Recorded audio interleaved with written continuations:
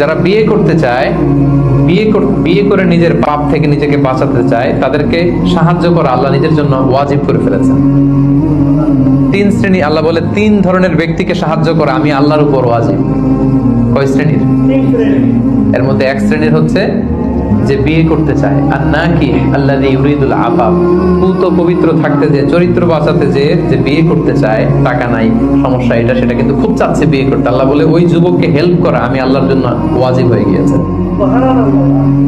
অনেকে বিয়ে করে না এই জন্য যে আগে ধনী হয়ে নেই, টাকা পয়সা কিছু হোক এরপরে বিয়ে করবো, কিন্তু ইসলামের সিস্টেম হচ্ছে আগে বিয়ে করো, এরপরে আমি আল্লাহ তোমার ধনী বানাই দেবো।